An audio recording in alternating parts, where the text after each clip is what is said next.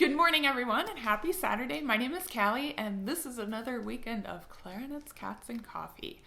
In today's video, I am going to give you a few tips on counting accurately and just figuring out complex rhythms.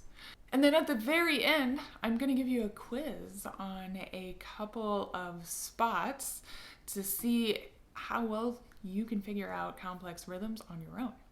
So the example we're going to use today is going to be from Rose Etude number 5 from the 32 Etudes for clarinets. And I'm choosing that because many of my students are working on this over the summer to prepare for their ILMEA district and state audition in the fall. And I thought it'd be helpful to put this out there for many of the schools who might find it useful for their own students. Now, I do already have a video on this etude that I released maybe, 9 years ago. So you can check it out if you want to hear me play a full run through of this. But this is going to dive into the rhythm a little bit more deeply. And these concepts can be applied to anything you are working on. So there are a few basic things that you should do whenever you're preparing a passage that is rhythmically complex. So the first thing you want to do is write in your counts. Okay, so we're gonna do measure 7 right now. We're gonna write in our counts here. Okay, so for the purposes of all being on the same page, I subdivide 30-second notes, 1E into Andy and a 2E and a Andy and a 3E and a Andy and a 4E and a Andy and a, okay, because you gotta fit 8 of them into one beat, okay? All right, we're gonna look here at measure 7. Okay, so for the purposes of counting, we're gonna say 30-second notes. We divide it up 1 E in a, and E in a, right? 1 E in a, 1 E in a, Annie in a, 1 E in a, Annie in a. Kind of like that, okay? So that's how I'm going to divide it up so I can subdivide accurately, okay? So we're going to go back over here to measure 7. We're going to go back to the red ink. So we've got 1 E in E in a. Beat 2 happens here. Okay, all of that junk there has to happen all in beat 2 because we know if we work backwards, we've got 3 and 4 and, because those are all 8th notes, right? So all this has to happen in one beat, and this is the one that everybody likes to miscount, right?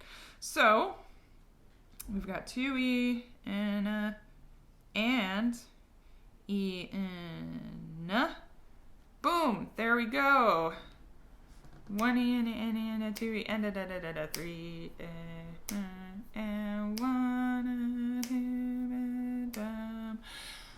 So a good rule of thumb for a really slow etude like this is to subdivide actually in 8th notes, kind of tap your foot or your toe or something, because let's face it, it's a lot easier to subdivide 4 counts at a pace going like this. 1, 2, 3, 1 E and a Annie and a 2 E and a Annie and a 3 E and a Annie, that it is to go 1 E and a Annie and a 2 E and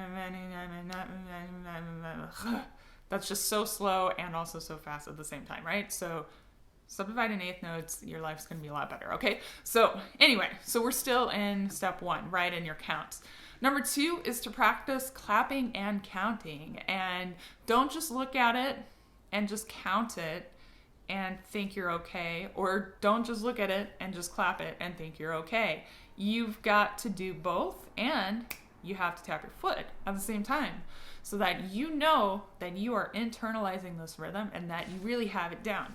So we're gonna tap 8th notes. I don't even know if you can hear my foot, but this is what we're gonna do. I'm gonna tap my foot, and we're gonna line these beats up, okay? My foot is tapping in 8th notes. 1 and 2 and 3 and 4 and, okay? That's what we're gonna do, and we're gonna practice clapping and counting this together. So this is a mouthful, so we'll see how this goes. 1 and ready and go and 1 E and a 2 E and a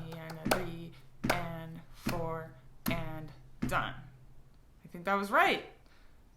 Okay, I'm gonna do it again just to make sure I actually do have it right.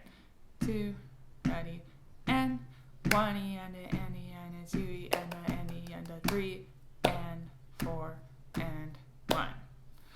So if you really want to be a good little counter, you would actually subdivide 30-second notes for the whole rest of the measure.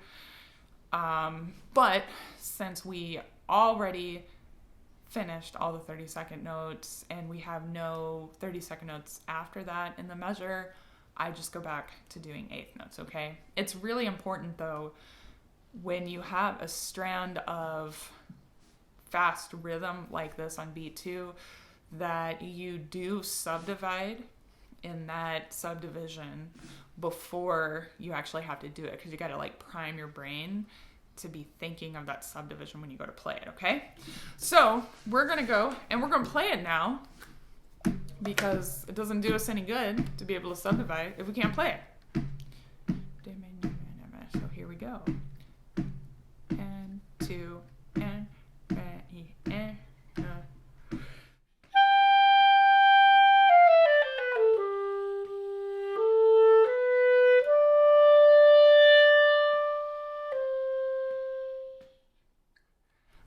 that was nice. That was so lovely. I need to turn my screen recording off. There we go. That was so lovely. Very easy, effortless. And now we actually know what's going on, and we're not just going blah, blah, blah, and hoping that it's kind of right, okay? So I'm going to give you a couple of measures to look at really quick and to write in your counts and to quiz yourself to see how good your counting skills are. Okay, are you ready? Set, go!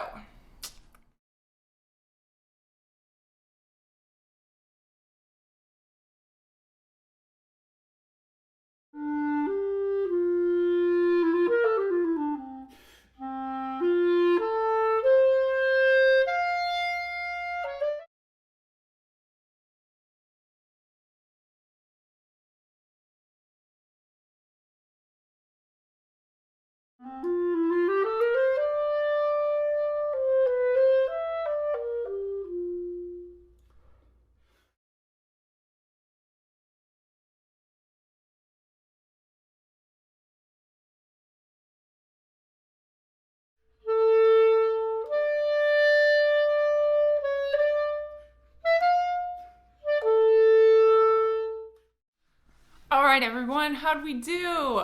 Hopefully we did really, really well. If you guys have any questions or thoughts or comments to add, please leave them in the comments below. Rose etudes are a great way to refine your counting. All of the odd numbered ones are the slow etudes, and they tend to have the most complex rhythms there. So if you haven't already started studying the Rose 32, I highly recommend checking it out.